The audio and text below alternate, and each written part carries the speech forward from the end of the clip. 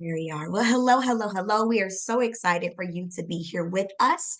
Welcome to our small but mighty world. I'm going to have both of our panelists to be able to introduce themselves. But my name is Dr. Hamaria Crockett, and I am one of the founders of Light Group. And we are just excited that you're here. I don't know if you're at work. I don't know if it's your day off, but we're just glad that you're in the building. You're in the space with us. So I want to pop it over to Stephen to give a wonderful introduction to tell about it himself. And because he is the person that thought about this idea, him and Shenelle, I'd like for them to also give you some insight on how do we come up with this dynamic idea. Stephen, take it away.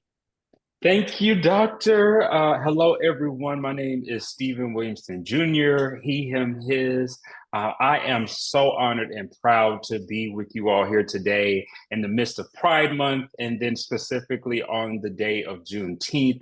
So many great things to celebrate, along with my birthday being Friday. So this is just a wonderful week all the way around. But I am a co-founder and partner for the Light Group, which I am so excited to work with Dr. Hamaria and Shenelle on a lot of great things around talent and specifically addressing the human issues within the workplace. I think that that is really what our conversation today is about. And I'm so excited to be a part of it. So I can expound a little later, but I will pass it over to Shenelle for her introduction. I appreciate you. Super excited to be here today for our small but mighty conversation around the intersectionality between the Black and LGBTQ plus identity. I think it goes without saying, as somebody who is a person of color, who's also a woman and who's also a member of the community, I have a very intentional lived experience around some of the challenges and triumphs that exist in having an intersectional identity. And I think it's always important to spread awareness and encouragement, more importantly, around how we can navigate corporate spaces together and hopefully provide you with some information that's valuable that you can share in communities that you all support. Brief introduction, Shenelle Brooks, pronouns she, her. I am a diversity, equity, and inclusion manager for a Fortune 500 company, but I additionally am also an entrepreneur and provide DEI and HR consultative support in partnership with Stephen and Dr. Hamaria. So again, just really excited to be here for this conversation and excited about what may come from the discussion. Well, if you are not excited already, I'm hoping after those two introductions, you like super geeked because we have a dynamic panel. Yes, thank you for the claps. Listen, we are here for it all. We are here for it all. Well, again, we want to make sure that we have 1 hour of power to be able to get these questions answered. If you do have additional questions, please feel free to drop those in the chat as we go through. I'll be more than happy to answer those questions at the end or towards the end around, the 45-minute mark. We'll cut off the actual recording so that you can ask any more detailed questions that you want to be able to ask these two amazing panelists. So again, if you want to ask questions in the chat, please feel free to do that. Or if you want to wait to the end, it's totally fine for you to be able to do that too. So we're going to kick things off by asking this very interesting question. You talked about, Shenelle, like kind of like the headwinds or just the intersectionality between this group and the kinds of things that kind of come up, not only being a part of being a Black person in corporate America, but also the intersection of being queer, part of the queer community. I'd love to hear your thoughts around how do you overcome these obstacles and be able to still excel in your professional journey? Yeah, I think, speaking from my own lived experience, I think that it's largely in part to representation. Like I think representation and visibility is super critical, and empowering other folks who may have similar identities to show up authentically in the workplace and outside of the workplace, right? And there's a certain level of confidence that has to be applied with that. So I think, making sure that I'm doing my part and being visible and telling people like, hey, I'm a member of the community and I'm proud of being a member of the community. And then working with other like-minded individuals to kind of build a space that is cultivated in support, education, awareness, growth, to really help others understand the value of creating an inclusive space for those who have diverse identities and intersectional identities. So I'll pause there and give Stephen a chance to give his thoughts as well. Thanks, Shenelle. For me, intersectionality, it is such a nuanced and unique space. And that was part of the reason why I really wanted us to engage in this conversation because, as you all pointed out, the headwinds, they are unique. And what I've found living at the intersectionality of not only being Black, being queer, but also having an invisible disability is that a lot of the times those dynamics, they don't interplay well together. And so, just from my own experience, some anecdotal data here, I have found that sometimes I am too queer for Black groups. I am too Black for some queer groups. And then I'm just too weird all around because of my neurodiversity. And so, when you talk about intersectionality, it really is about addressing those unique aspects of the human experience because we all have some sort of intersectionality regardless if we are cisgender or heterosexual, homosexual, whatever. We all have our own dimensions of diversity. There are spheres of diversity. And I feel like where we have missed the mark as it relates to conversations around inclusion and equity and diversity is that we don't talk about those nuanced dynamics of, okay, well, what is this lived experience like for you from a phenomenological perspective? And then how do we address you as a person, given all of your dynamics of diversity, not just for you being Black or being queer or being of a specific gender, but how do we encompass who you are as an entire human being? Wow, that's a pretty deep question. I don't know if we necessarily get to all of those the dynamics, but I appreciate the dichotomy that you really helped to explain that how all of these things we become that as one individual, like as one person, and as we show up on a day-to-day basis, you don't necessarily get to see all of the things that we are. You may have to ask, or maybe some people sometimes assume. But I appreciate you sharing that, both of you. Thank you so much. Okay, our next question is authenticity. You both have already hit on it. I know both all three of us, we are fans of authenticity and what it means to like be able to take up space. um Tell me your idea. How do you really embrace who you really are so confidently, working in Fortune 500, 100 organizations, as well as being a part of like the entrepreneurial world? How do you embrace who you really are? I think if I can start off, I think one of the things that comes top of mind is the sense of community. Like I really find myself in tying it back to my response to the previous question. I really find value in being able to connect with other people who understand my lived experience, even if it is in those separated spaces, right? So having folks who are Black that understand my nuanced experience as a Black person, but then also having a sense of community amongst women because they understand the experience in a corporate environment. And similarly for the LGBTQ plus community, I think it's a bonus when those worlds collide because, of course, that means that there's somebody who truly like gets it to a certain extent. But of course, based off of lived experience, like there's nuances in that as well. So to Stephen's point, there's lots of layers to it, but I think there's a comfort that I feel in showing up more confidently when I know that there's people who are supportive and understand my identity. So I'll pause there. Yeah, and to piggyback on that, I think for me to live authentically, specifically within the American corporate cultural environment, I have to take a self-efficacious approach. So if you look at social learning theory, by that great theorist Bandura, he talks about how oftentimes one's ability to do better is just by simply believing that you can do better, by having the belief in your own capabilities and the capacity for you to accomplish goals and to accomplish tasks as well. And considering the systemic implications of discrimination, particularly within this country, not only for those within the African American community, but within the queer community as well, our social structures are not isolated from that. And so when you're enduring these systemic processes and systems and cultures that were not built with you in mind, that were not purposed for you in mind.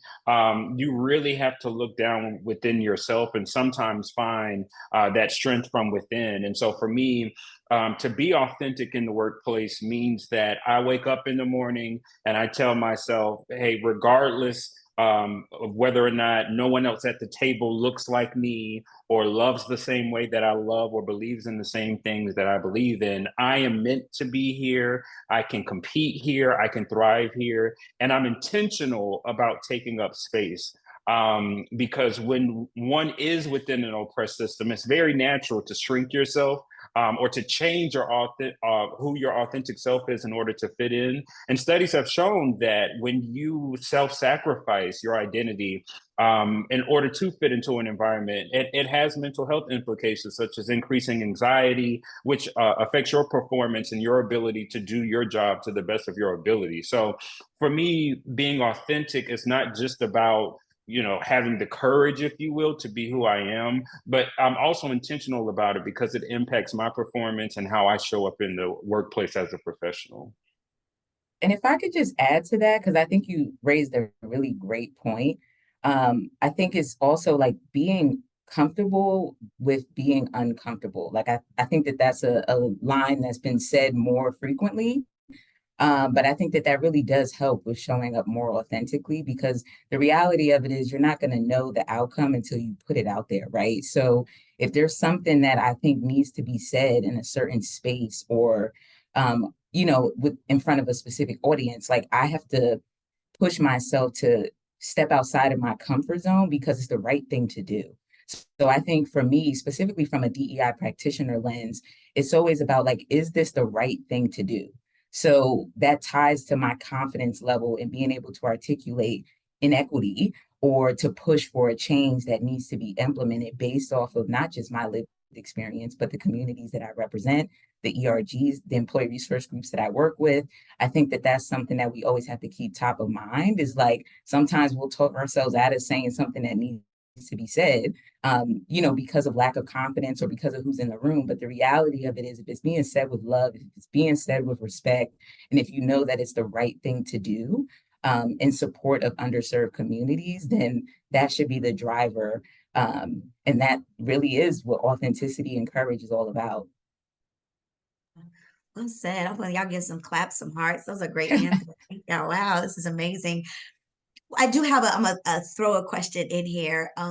When it comes to just your own experiences with authenticity, as well as just the idea of being confident, do you have some examples or some things that you can share with our amazing group here to talk through, like maybe something that you've done, something that has helped you? I know, Stephen, you talked about what you say to yourself every morning. Are there some other tips that you can share out that has helped you over the years to be where you are in your careers? Yeah, I'll take a stab at that. I would say one of the things that has helped me tremendously is building community, not being afraid to network and connecting with others that I see are aligned with my beliefs and are aligned with what I believe my purpose, not only in life, but also in the workplace is.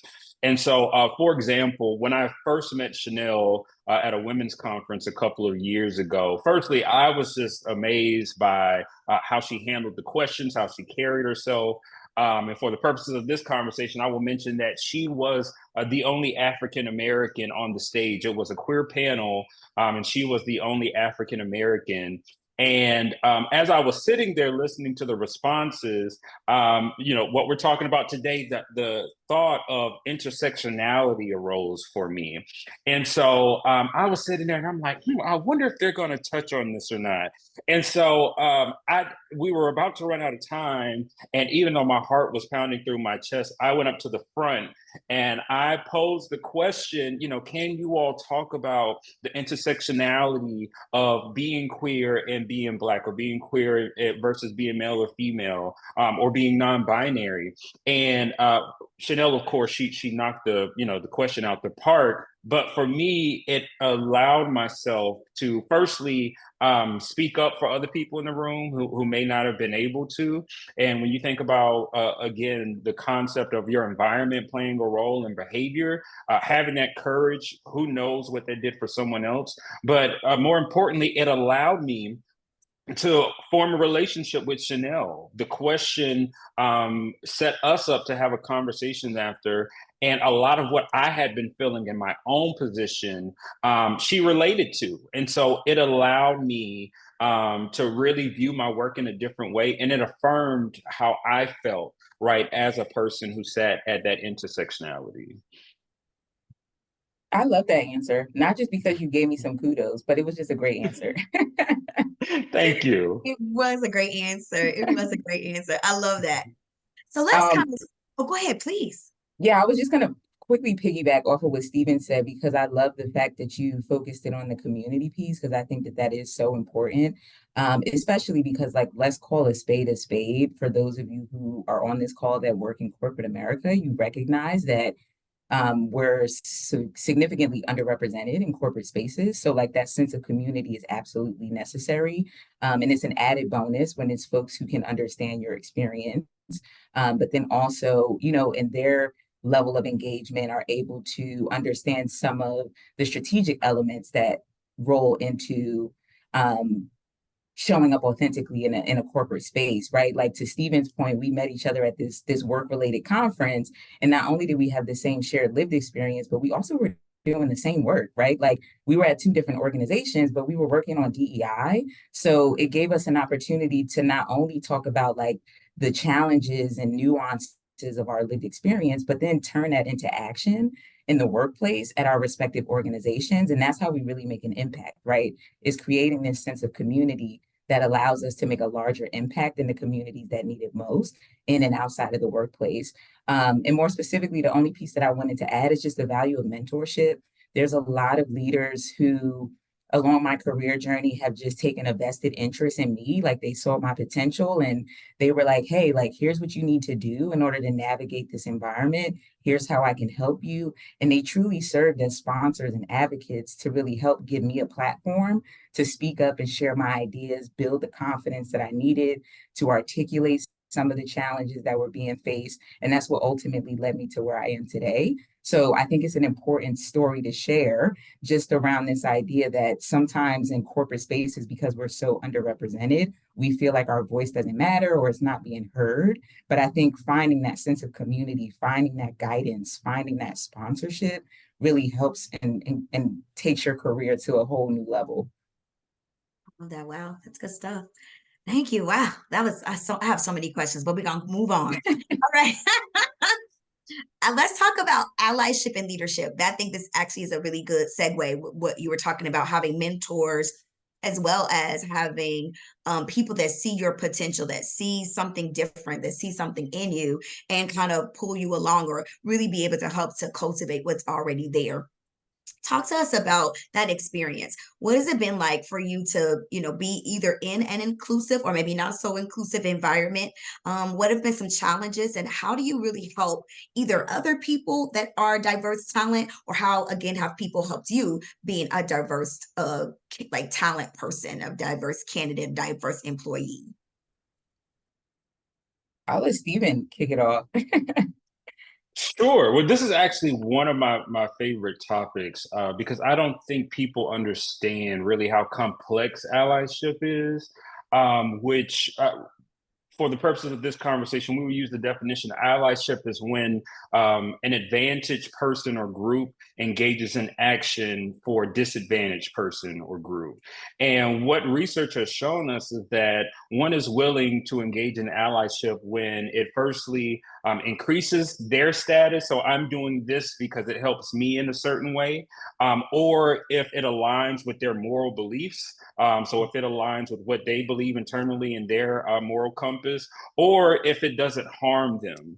And so when you approach allyship from a scientific perspective of what we know about it from an industrial psychology, through the industrial psychology lens, it really makes you approach it in a different way because motivations behind allyship can be very different.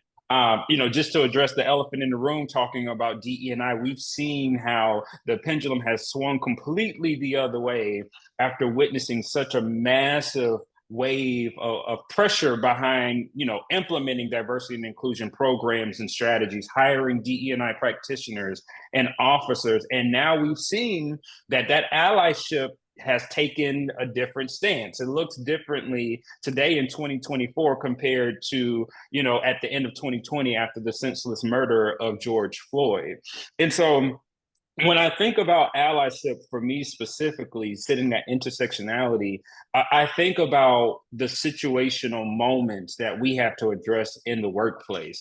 Allyship isn't a constant dynamic or factor over time, but it is contingent upon what you're dealing with in the moment. So, for example, for me, sometimes in the moment, even if I'm in a room full of other Black queer people, I show my allyship by taking a step back if I notice that I'm using certain privileges. So just how we have an intersectionality as it relates to diversity, we have it related to privilege as well. And I feel like when one is a true ally, you leverage the privilege that you possess in order to help someone that does not have that same privilege. And so, for example, with my two wonderful partners here today, I recognize that as a man, I have male privilege. And I do have the capacity to, and we've talked about this before, and mansplain or try to dominate a conversation, which again, a part of it is nature. We tend to listen more to deeper register voices. It's just how we're programmed as human beings.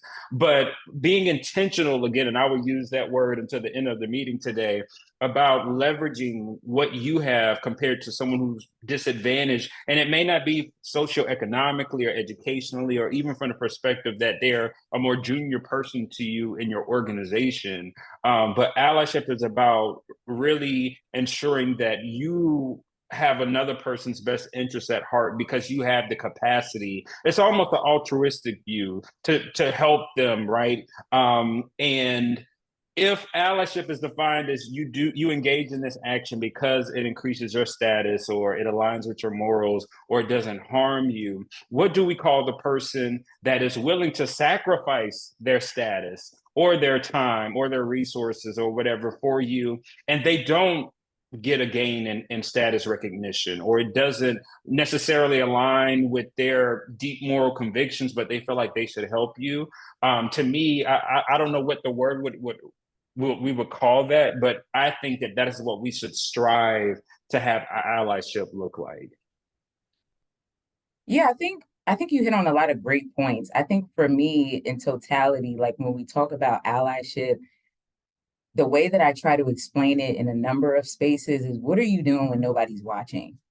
So essentially, you can say, like, I think to Stephen's point, we've seen an increase or an influx of individuals who say that they're allies for different communities, primarily starting in 2020 after the murder of George Floyd. But then it's like, okay, so why is it that there's people who I show up in certain spaces and they're still asking me to give them guidance on how to learn more about Black history, or how to learn more about queer history, or how to learn more about action steps that they can take? And then we get into a lot of dialogues where the question always comes up of like, well, what can I do to be more of an ally? And it's like, well, talk to me about like what you already have done. Like, what have you proactively done, right? To show yourself as an ally, because that's the first thing. It's like we need to get away from this idea of like ally being used as like a title when it's actually an action. So if you're going to say that you're an ally, I can set the foundation to give you education of what the inequities are, but then it's on you to feel empowered to take that information and do something with it. And feel free as a DEI professional, feel free to circle back with me and consult. But the reality is, like, there has to be some action tied to it. And a lot of times people tend to forget that, specifically in corporate environments. It seems like allyship has turned into just a fun word. But there's purpose behind it, right? Like in order for you to show allyship, it's about taking the time to educate yourself, but then also, to Stephen's point, leveraging the platform that you do have in spaces to advocate for those who may not be in the room, to say what needs to be said in representation of their group, but then also empowering other people to speak up more for those underrepresented groups, right? Like, how many, if we know that there's a disparity, for example, in executive leadership across Fortune 500 companies, from a racial, from a gender, from an LGBTQ representation perspective, are there people who are white cisgender people at that level who are speaking up to advocate for change on behalf of those groups? That to me is allyship, because I'm not in the room to represent that space. But if somebody else is able to, so that we can make change for those groups, then that's the action. And then similarly, I take that approach to the way that I show up. Like, I recognize that there's communities that I don't know much about or that I don't represent. So again, to Stephen's point, I try to create spaces for those voices to be heard, or I use the expertise that I do have, because I pride myself in being well informed as a DEI professional, and speaking up and advocating for those groups when I have the space and platform to do so. And so now you really struck a chord with me there, not to dampen the mood, but I think when we have these conversations, people forget the mortal implications that are around this diversity and inclusion stuff. I will share a quick anecdote. There was one time at an organization that I was working with on some DE&I work. They had a party to celebrate Pride. And so they had the rainbow flags and cups and all of that good stuff. And at the end of the event, I said, "Hey, this is great. And I appreciate all of these allies in here." Because I think I was out of the, let's call it 50 people, only like maybe 4 of us were openly queer in the room.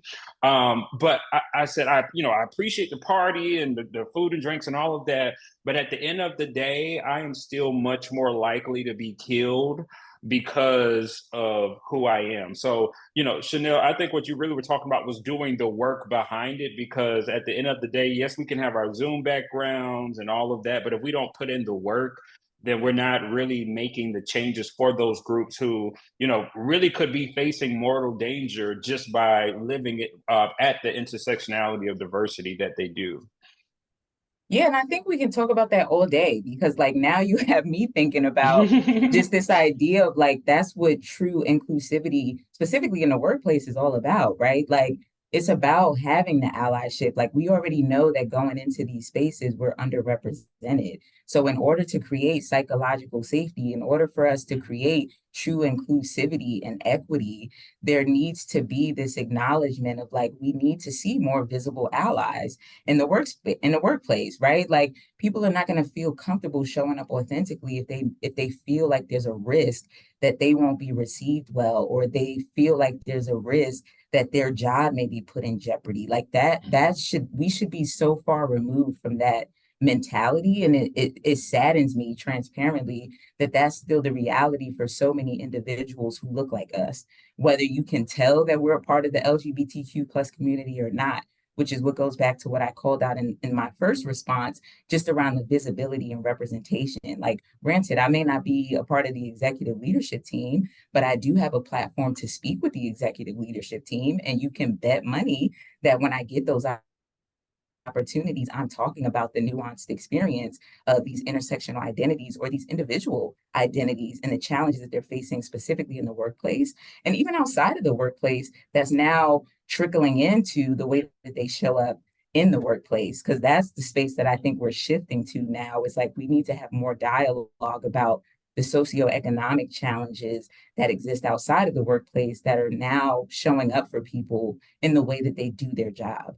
So if I'm spending 40 plus hours in the workplace and I don't feel like it's a space for me to be myself, or for me to be considered by my organization, that's a problem.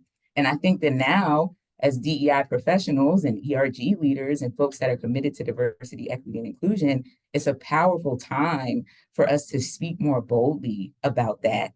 and tie it to the things that are relevant to these executive leadership teams, right? Like, I think that that's what the three of us are trying to teach people how to do. It's like, how do you tie it to these business outcomes? How do you speak the language of the executives so that they understand the value of this outside of the human piece? Because let's be real, like, we could spend hours trying to get people to understand the human component, but we know as professionals that, like, the starting point is like, well, how does this impact our bottom line? So if we can connect those dots, like, I think we'll get much farther faster.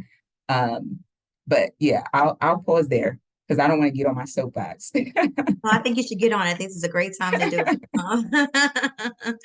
I just put in the chat if you have any questions, or you want to be able to add something, please feel free to raise your hand. This is more of a relaxed kind of opportunity to thank you, Shiloh. We appreciate that. To be able to talk and to be able to share, especially in such a small group. And so we appreciate you for engaging with us. So we're talking about, I think, again, just a perfect segue, mitigating intersectionality as well as it relates to challenges.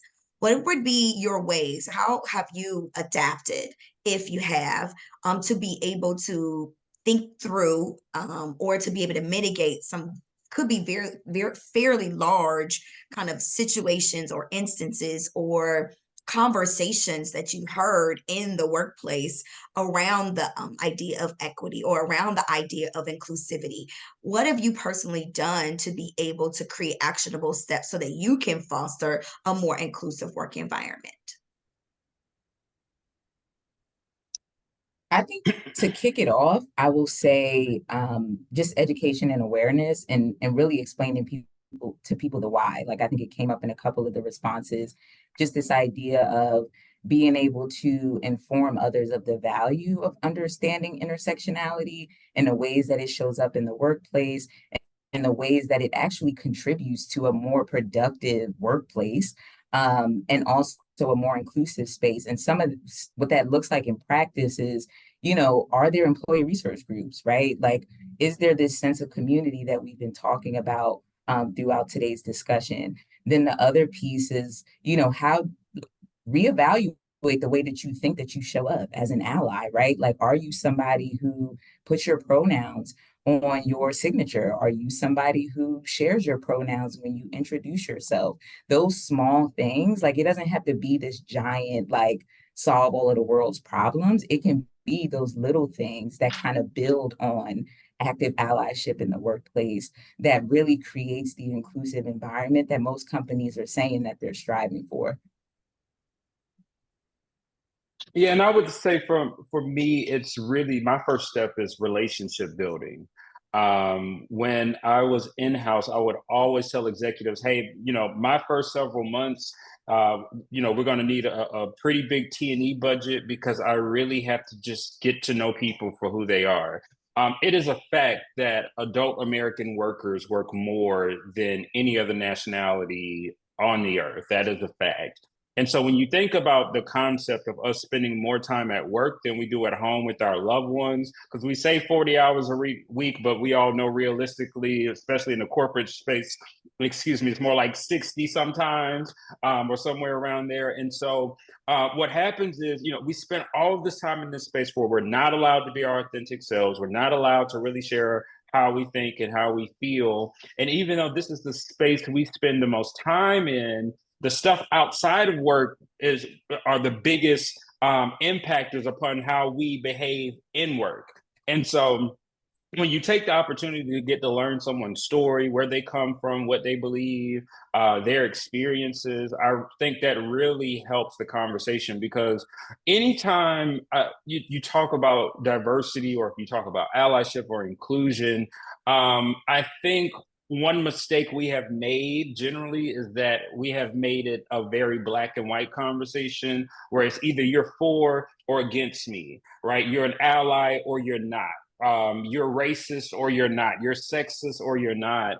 And most of the time, it is not that simple. We don't take into account cultural implications and historical implications and geographical implications.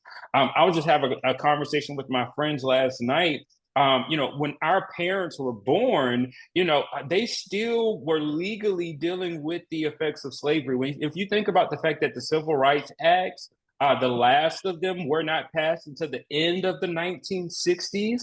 Technically, we're only one or two generations removed from the legalistic ramifications of slavery. And so, when you're dealing with something so deeply seated, so controversial, the first step is really meeting people on the level and on the pain of humanity, by saying, hey, us having this conversation, us engaging in this dialogue, us discussing these certain topics, it's not me saying that you're bad. It's not me attacking you. It's not me putting you down. But let me show you a side of life that you may not have been exposed to. And let me show you how my lived experience is so different from yours, on one side. But then what I've discovered is that when you talk about that, a lot of times you figure out where you have those commonalities as well. And that, I think, is the second step of it, building the relationship. And then from there, you not only discuss the differences, but focus on what you have in common. When I worked for an industrial company a couple of years ago, being mid 20s, flamboyantly queer, I'll just throw that out there, right? Being authentically and boldly Black. Folks ask, what did I have in common with a lot of the factory workers that I, led through diversity, equity, and inclusion exercises? And, when I talked about the fact that, hey, I'm from the country, I grew up around people that chewed tobacco. I rode on lawnmowers and carried hail bays and all of that stuff.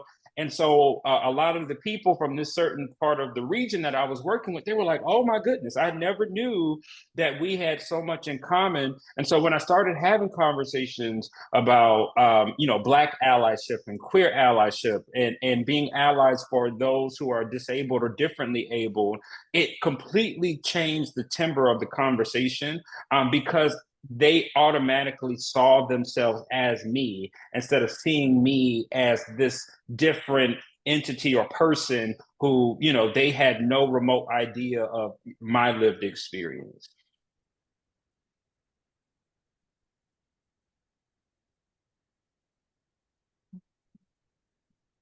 Shenelle, any other Feel for it. responses? I love that. Like, I don't know how you go through that. How you, okay. Any other thing? Any other, you're right. All the claps. Yes. Any other thing to add with that? That was a Yeah, I mean, dynamic. I think, yeah, I see it popping up in the chat, right? Like we grow when we share. And it ties back to just like the importance of those safe spaces or those communities, right? Because you recognize that we have much more in common than we do that's different if we just take the time to have some intentional conversation. And really set aside the fear of like what may be on the other side, right? Like sometimes it's just as simple as saying like, hey, like tell me a little bit more about yourself. Like to Stephen's point, like that's usually what opens up the door. And then you realize that, oh yeah, like there is a possibility that I could have something in common with this individual. So I love that. Amazing. All right. Well, I want to make sure that we do leave some time. So just in case you do have some questions, again, please feel free to drop those in the chat. We definitely want to hear from you as we are kind of thinking about the whole totality of the conversation and even talking about why we have entitled this From Pain to Pride, Navigating the Intersectionality of Being Black and Queer in Corporate America. What would be kind of like your thoughts to be able to share with this group or even other people that may be seeing this particular recording? What would you want to say is kind of like your motto around this topic that you'd like to be able to share with others? I will definitely take a stab at that one. So I don't know if any of you have seen the TikTok video where they're singing "Be who you are for your pride." Like it's a funny comical thing, but when you think about it, it's something so profound. And that just concept of being who you are, that has been instrumental in me going from pain to pride. So I came out in 2020, after returning from the Middle East, being engaged to a woman. And I started going to therapy because I was doing diversity and inclusion work. I was a DE&I consultant at the time.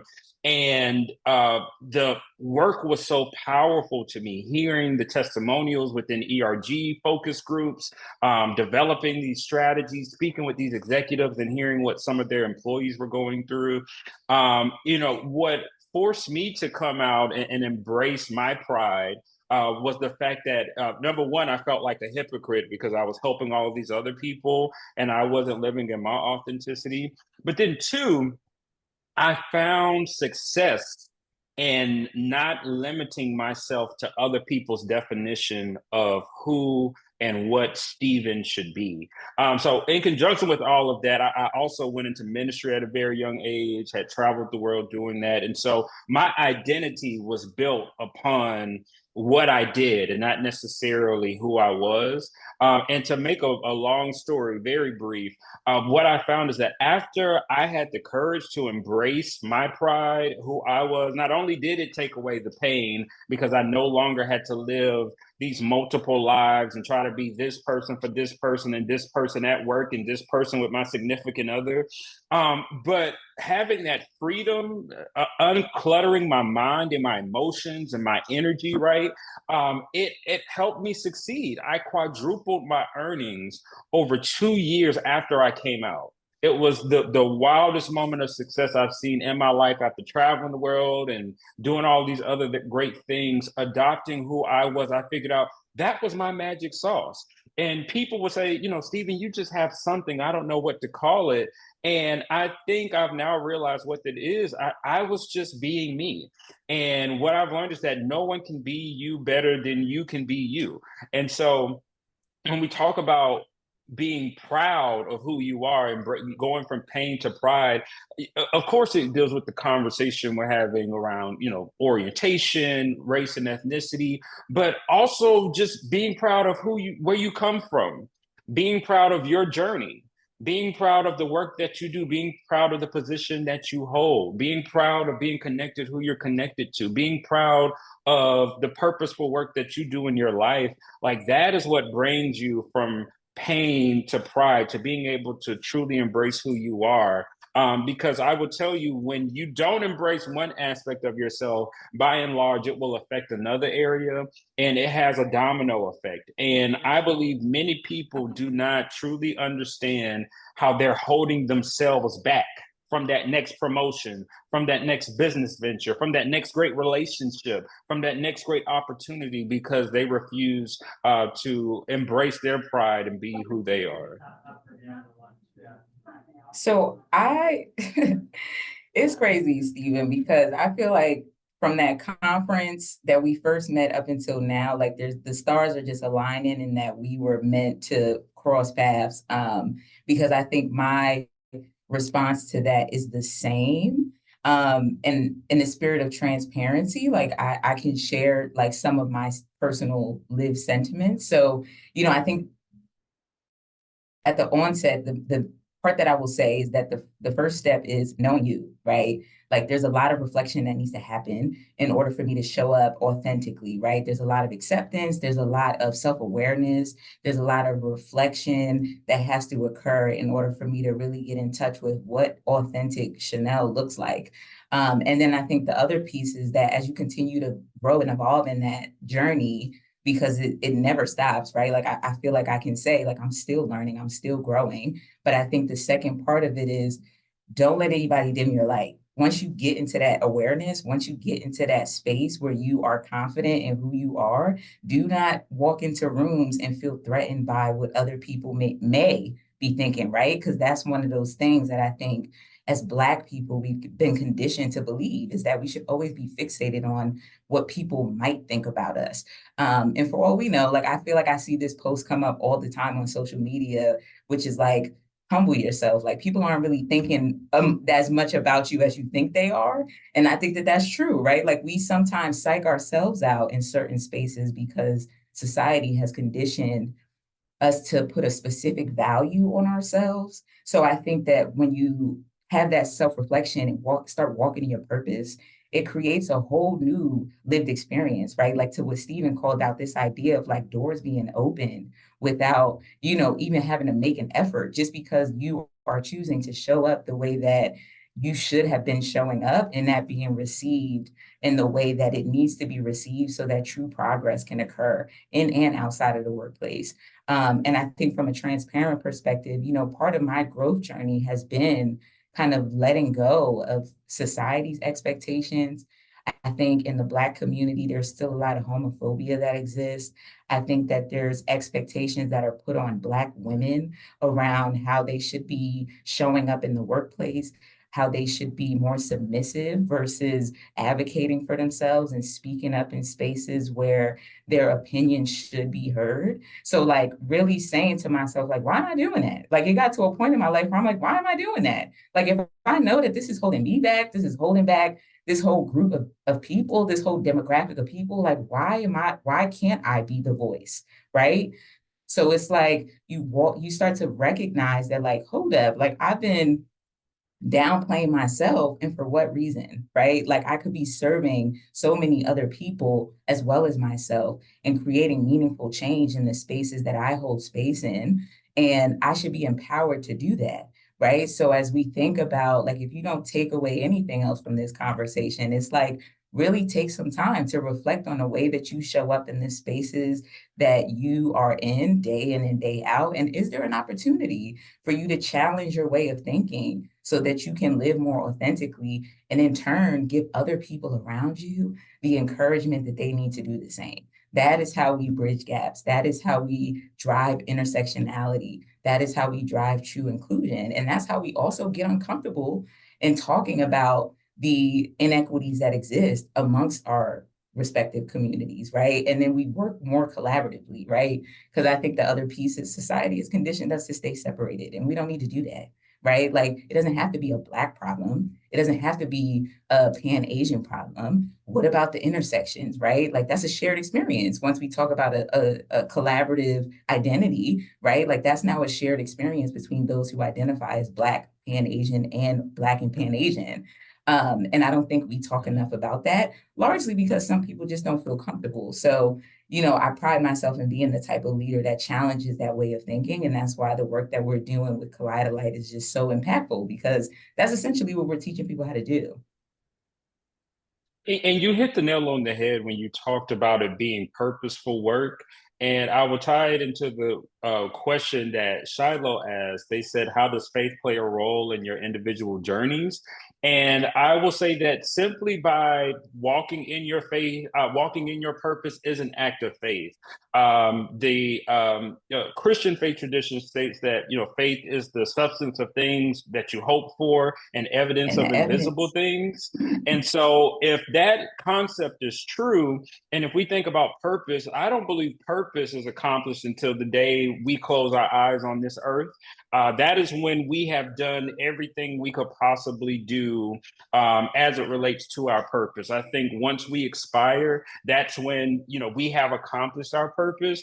And so with that concept, right, purpose is something that is constantly being created. It's something that you can't touch and that you can't see yet because you don't know what it is until you go through it, until you walk into that moment, until you're actually exercising it. And so, to Shiloh's question, and then, to emphasize Shenelle's point, walking that purpose journey out is really about believing that, again, you have the capacity to do it and seeing the works that you do as the evidence, right, of what you're trying to accomplish and what you're trying to reach in. When you walk in faith and in purpose, which, a lot of times we attach religious and spiritual connotations to it. But again, when we think about the concept of like self-efficacy and Carol Dweck's growth mindset, to me, those are acts of faith, believing that I can accomplish this goal I haven't accomplished yet, believing that I can obtain this degree that I haven't received yet.